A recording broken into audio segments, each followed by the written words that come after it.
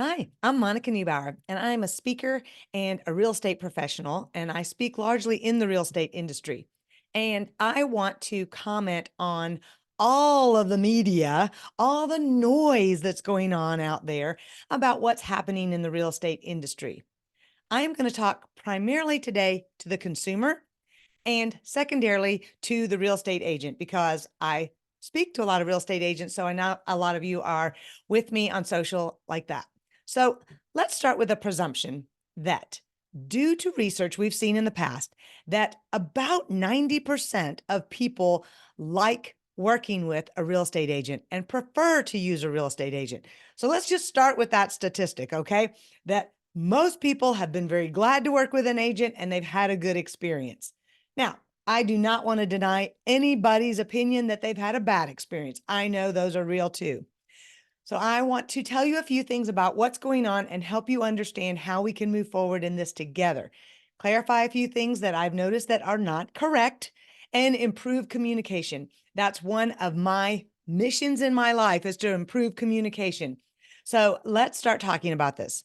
First of all, whoa, all the noise, all the media, all the headlines, all the partial truths and stories that are out there. It's a thing. It's kind of crazy. And let's take an objective look together. I do have a few notes here I want to pay attention to because I want to help us hear this in an orderly fashion. Okay. Now, first of all, I need to tell you that I represent only myself. As Monica Neubauer, a real estate professional, I do not represent NAR and any of their opinions. I do not, or their statement or anything. I don't represent my state or local realtor associations. I do not represent my brokerage firm. I am talking only as myself based on the research that I've been doing and what I've been reading as a instructor and a trained person in the industry. Okay, so just wanted to let you know that they're only my opinions. Okay, I have always tried to be kind of sensitive to the consumer. That's always been important to me because I know if you, the consumer, are happy, then we're going to have a great business together for our life. I love the concept of the consumer having a lifelong real estate professional and the realtors having those lifelong clients because that makes for just better and more fun shopping. If we always have new people, may not be as fun. But I know some of you have not had good experiences with your agent. So let's start with a lawsuit overview because how did we get here? Very briefly, the point in the lawsuit is this is not really simple to explain, but the lawsuit started in 2019. So they've been going on for quite a while. And the Department of Justice has been looking at the real estate industry for a long time. And the complaint is that they say that the industry has violated antitrust laws. And I know there's been a lot of headlines that says, oh, realtors and their 6% commission are no more.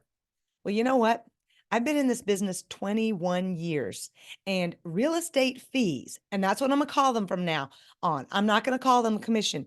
I'm going to call it a fee. And the fees that I have seen real estate professionals charge have started to a set fee just for putting it in the MLS. I've seen other set fees, just this is what I charge for your listing. And I have seen agents in the transactions that I have been a part of be paid anywhere from 0.5% of the price of the home all the way up to, for land and auctions, 10% of the deal to have their property sold.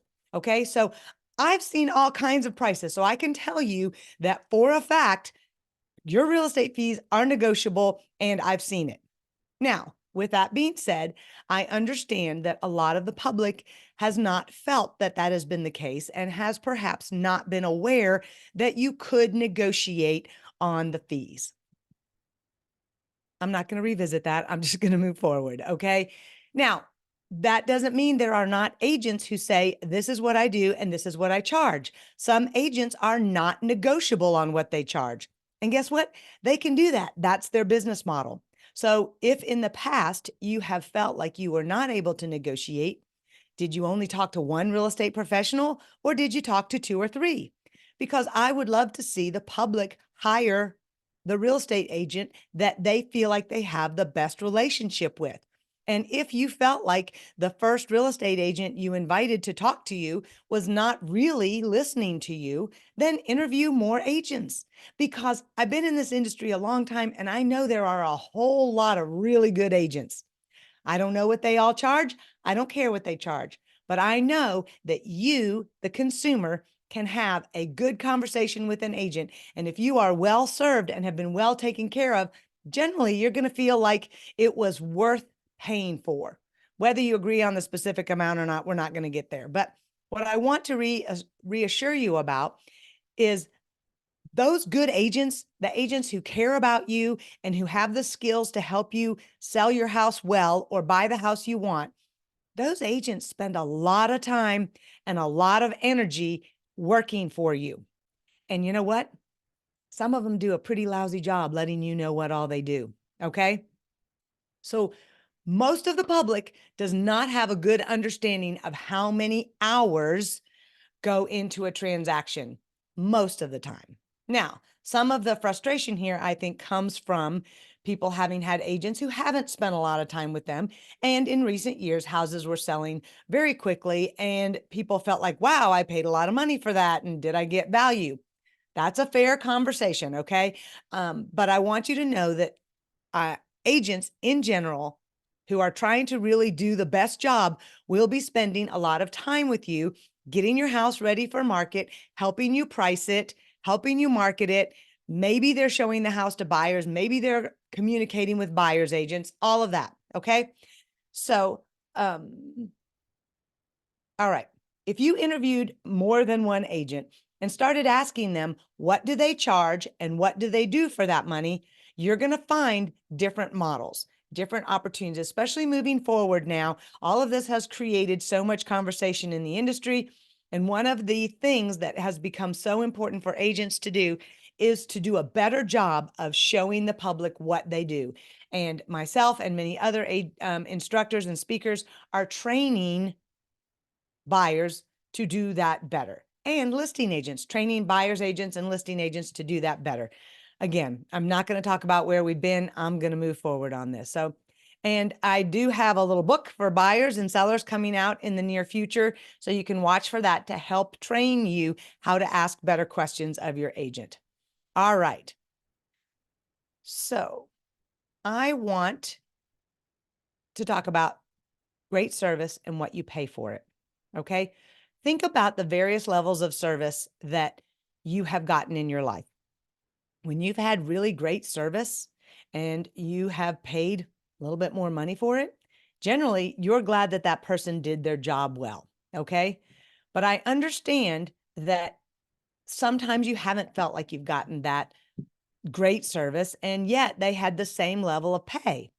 Well, honestly, sometimes I've looked at that and gone, as well. Why is it that a brand new agent in the industry makes the same amount of money as I do, who's a 20-year veteran and has all this education and all this experience? That's a fair point, and that's one of the things that we need to consider. Okay. Now, couple of things. If you're working with an agent who has less experience, what services are they offering you?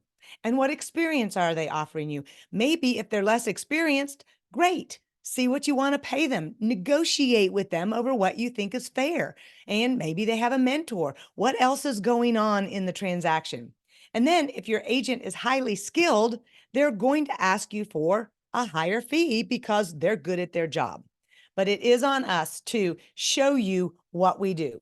Okay. But you are not a hostage to one agent. You can call several agents. All right. Now, moving forward, agents, and we're trying to train them as fast as we can. I can tell you they're coming to class, they're learning. It's really exciting to see people move into the change and learn what they need to do a better job of communicating what most of them are already doing. Okay. So, well, this next line I wrote down here was me writing this last night. I do have to say, shame on us that we did not explain to the public better what we did. I think if that has happened, we might not be in this situation, but it hasn't. So again, here we are. Now, consumers, I want to tell you that we as real estate agents work a lot of hours. Again, not always the same amount of hours, but we provide a very valuable service for the public. And if you feel like you need that service, then you're going to need to pay the real estate professional who's doing it for you. Okay. If you do not want an agent and you think you can do it on your own, that's fine. Can you do all the preparation work to get your house ready for the market? All the showings, all the research on price and what's selling and what's important and what people care about? Can you do a contract? If you just go happen to pick up a contract from a lawyer, you really don't know what you're signing there, because I can tell you this, those lawyers are not advising people. They're just passing out paperwork. Okay. So are you going to manage inspections and negotiate those inspections by yourself? Gosh, so many people, when they're buying or selling, are in a high stress environment. And honestly, one of the things that agents bring to the table is that companionship in the transaction. So aside from all the knowledge that they bring and years of experience, they bring companionship. We all know when we're in a stressful situation, it's so helpful to have somebody else with us on the journey. And having that agent with you, if you got an agent who can be a good companion, some agents are not the companion type. They're just going to do their job. They're going to be very efficient, and they're not the companion type. And maybe that's the kind of agent that you want.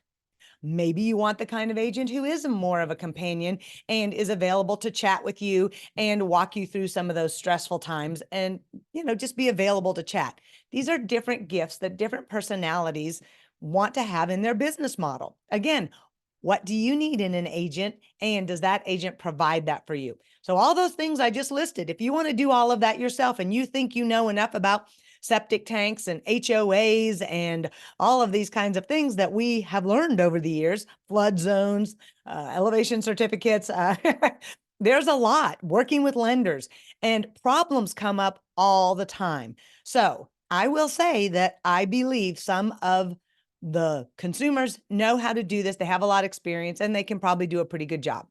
I will say, though, that most of the public has no idea what they don't know.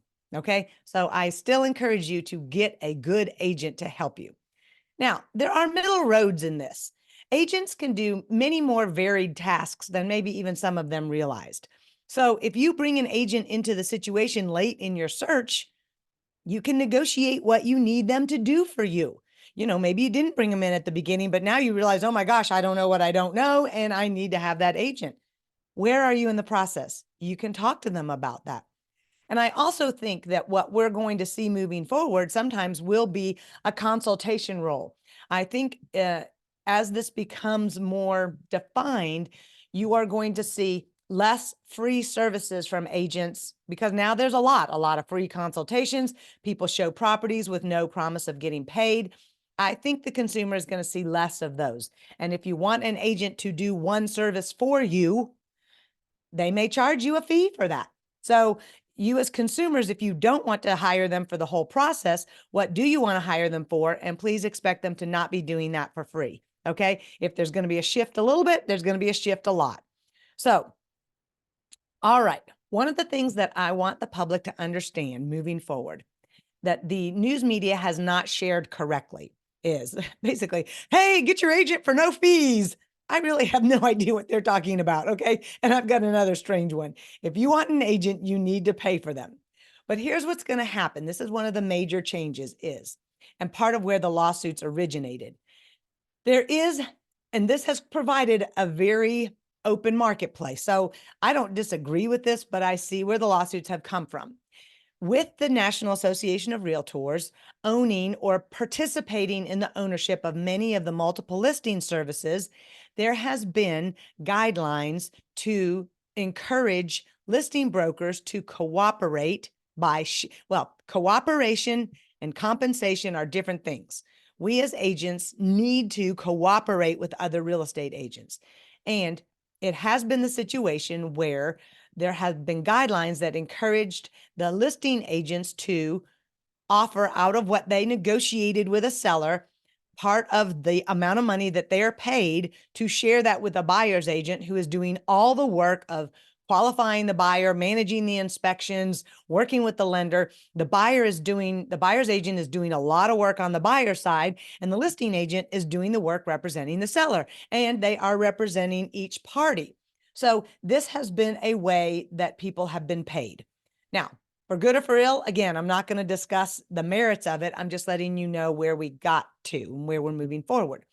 So with that being said, one of the things is that the multiple listing service moving forward will have no box, no availability to communicate on the multiple listing documents or in the system any offer of cooperative compensation.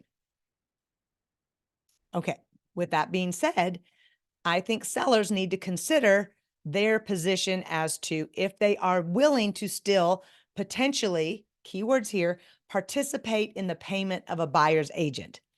The buyer's agent and the buyer need to communicate together and have a signed buyer representation agreement, a hiring agreement. Buyers will need to sign paperwork to look at houses moving forward. It is not going to be the same as it was.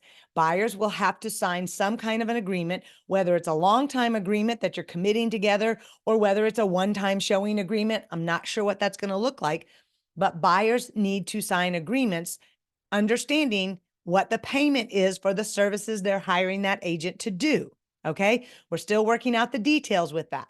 Now, I'm going to tell the sellers that some buyers come to the table with a limited amount of money, and it allows them to purchase the house, but it may not be enough money for them to also write a check to the agents. And so the concept of the seller participating in the payment of both agents is still going to be a thing. It's just not going to be communicated on the multiple listing service. And one of the things that is kind of opening up is, what does the seller want to offer as compensation to a buyer's agent? That's going to be between the seller and their listing agent. What are you going to do about that?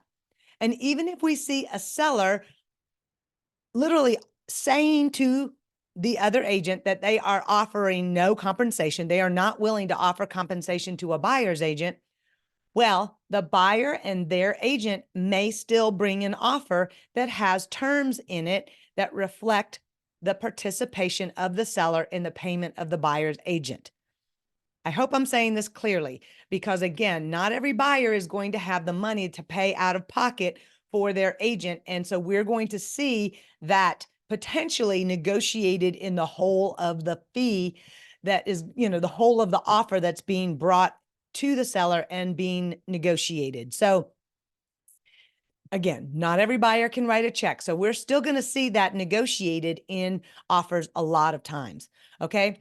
We don't have all the details of how all this is going to show up. And this settlement is not necessarily going to take place until at least mid-July.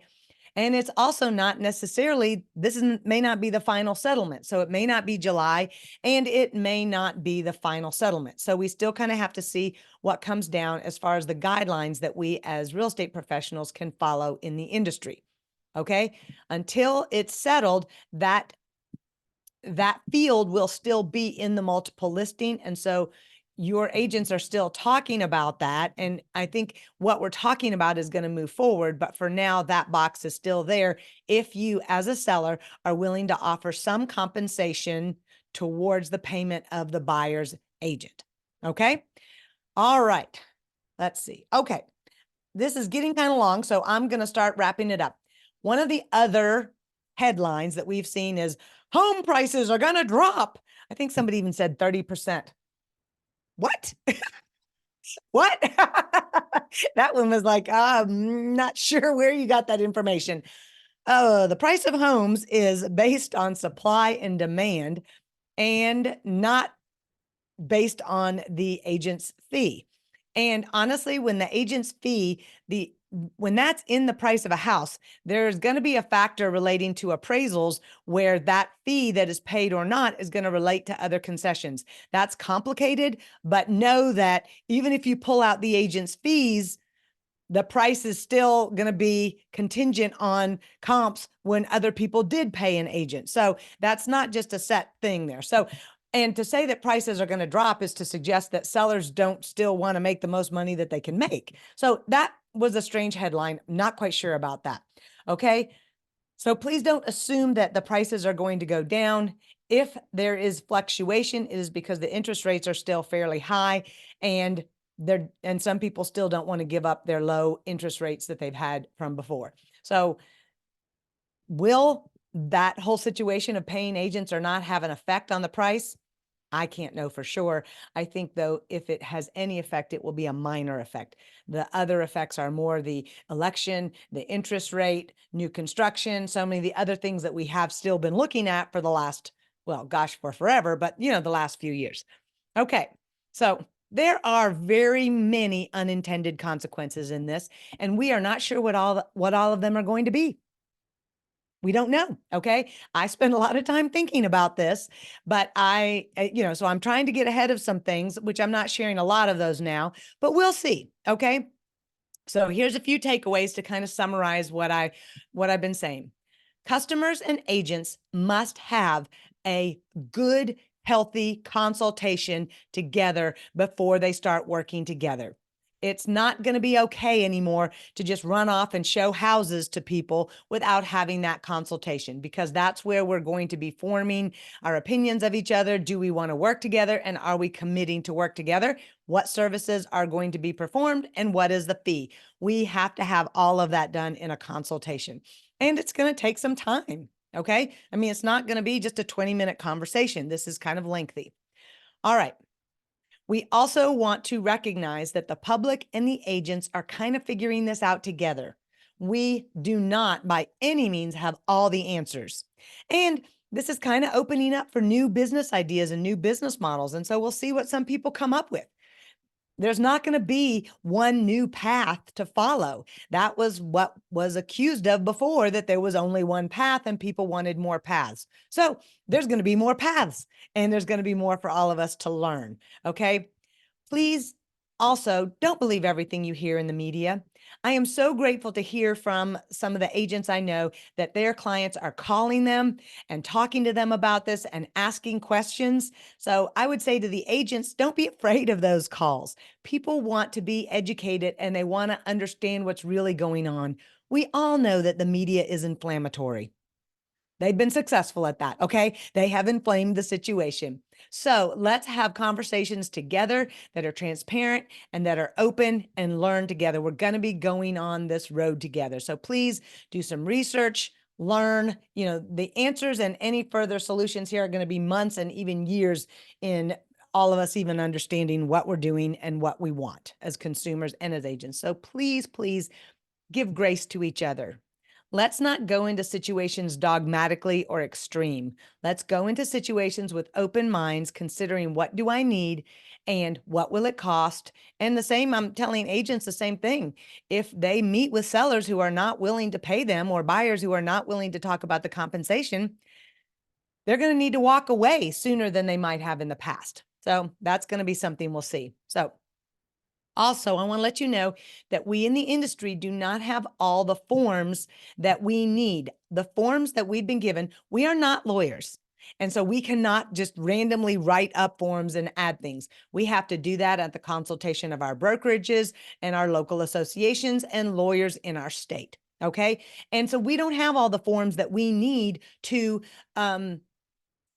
clearly express what may be happening. Okay. So be prepared for that there are not as many set forms. We as agents and as the industry are kind of figuring it out, as well as the public. So just recognize that, and it's going to take time to get those new forms created. There will be many meetings about that and state law. I know some state laws are considering changing their laws. So there's a lot going on before that gets resolved. All right. I'm going to let my last point go. And I am going to send you off with a wish that we might all communicate better.